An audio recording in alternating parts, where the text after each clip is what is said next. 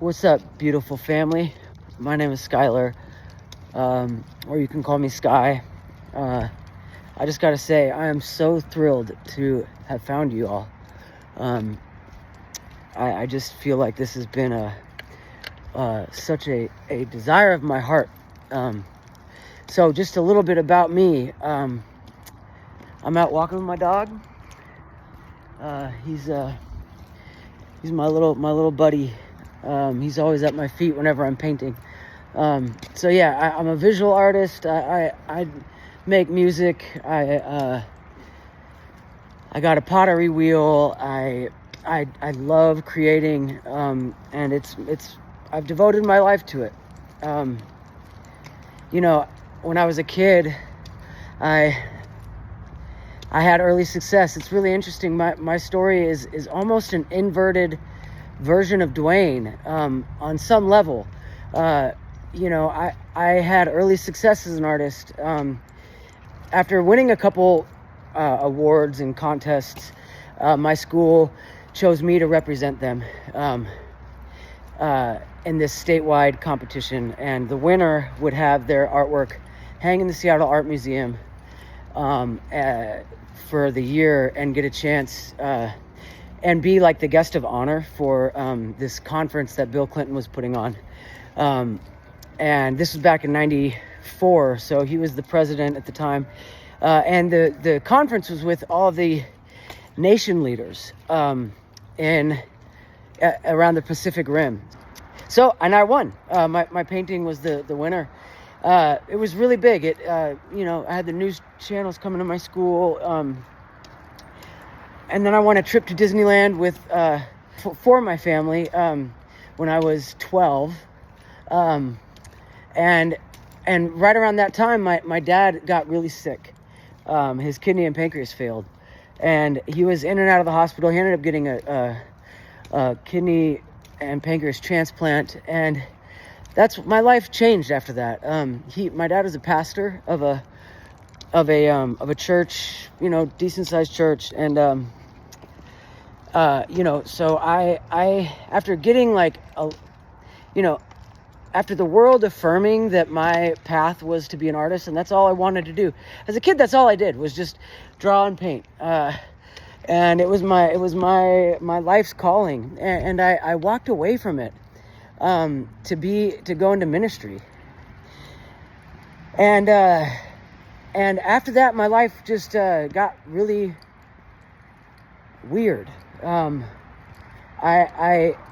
It didn't happen overnight, but I slowly started feeling like I didn't know consciously that I was abandoning my calling. But I slowly started dawning on me that I never felt like I belonged. And nothing came easy. Everything was kind of clunky. And I ended up dropping out of college. And I was in ministry for a minute. I was a youth pastor, and I got my wisdom teeth pulled. And I found that Vicodin would give me that feeling that I had when I was a kid painting. And so it gave me that feeling of belonging that I really was craving. So I started taking Vicodin as often as I could. And, this did not turn out well. My first rehab, I met a heroin dealer. So I started injecting heroin, and, I'll have to put a trigger warning, at the beginning of this, I think. My life just went sideways. And, so in and out of rehabs, I started, stealing computers from the University of Washington, and I would take them right to the pawn shop and pawn them for drug money. This was really foolish, and I was lost. When you pawn something, the cops, this is the first place they go and check if something gets reported stolen. as the pawn shops. And so, and when you pawn something, you have to leave your ID. I didn't really understand that. I just was in withdrawal, and so end up getting caught. I get 60 months, a prison sentence, 60 months, and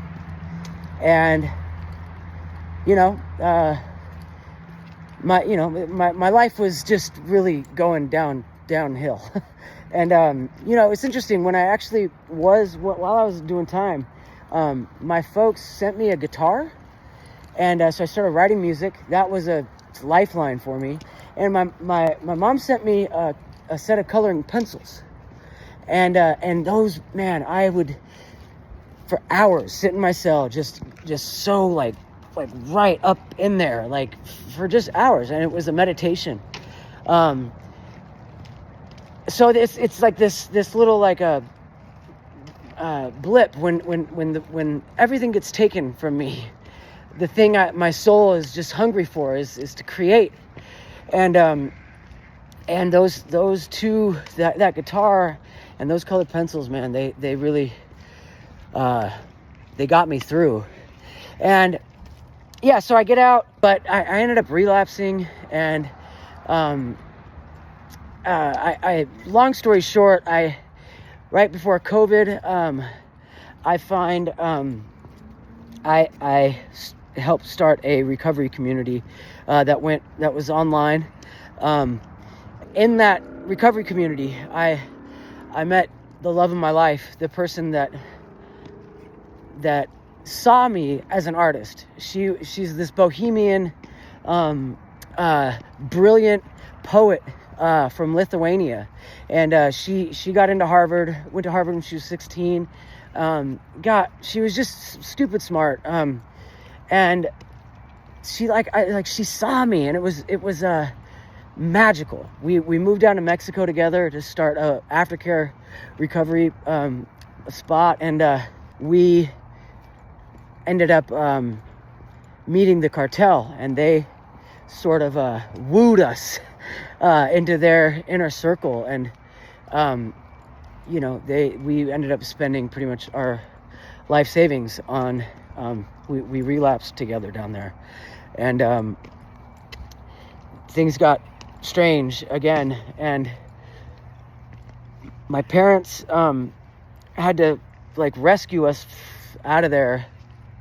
Came back up here to the States, to the Bay Area, and I got to see what real alcoholism looked like.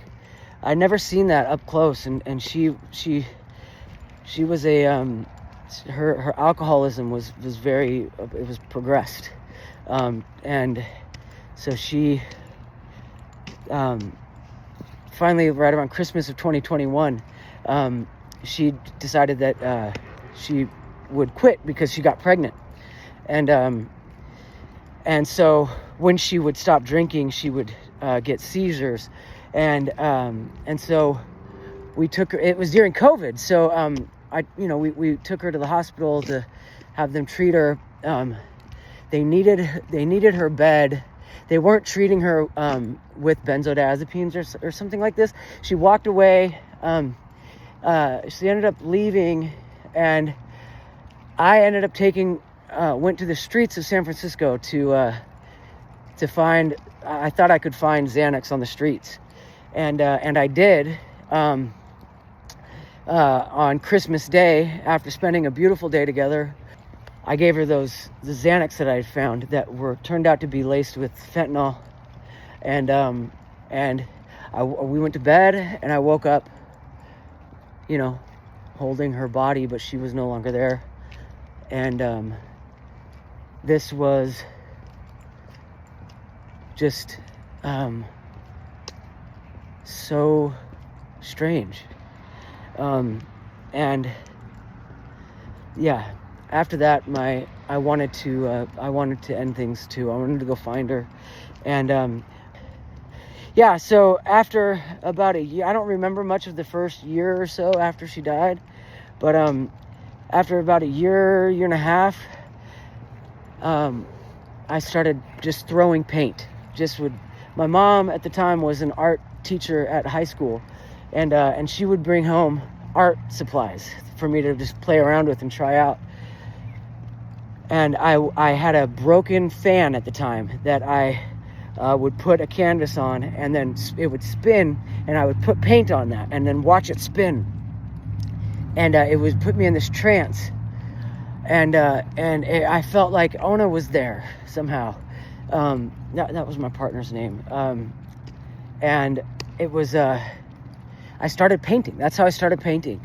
And I did that for, 6 months. I just was doing these kinds of things. And then I finally decided one day to, on one of these bigger kind of canvases that I had made, I painted her from a photo that I had taken of her walking on a bridge. Anyways, I'll share that with you too. And that's when I started feeling that call again. And I realized that she was involved. She was present whenever I paint. I just started painting like a madman. I haven't been able to stop since. And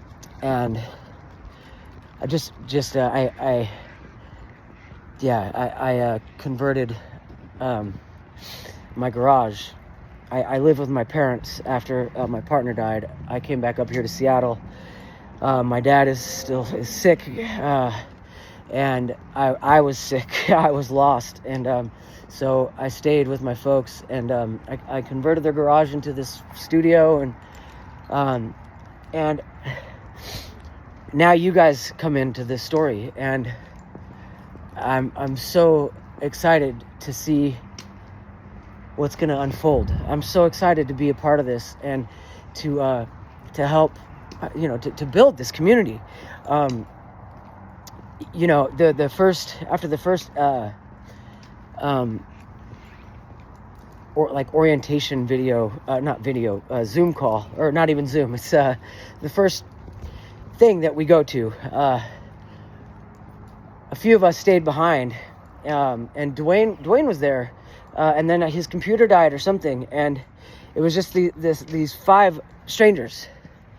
And as like a testament to the container that's been created, it felt sacred. This connection that we shared, the 5 of us, we opened up, and so much fruit came from that.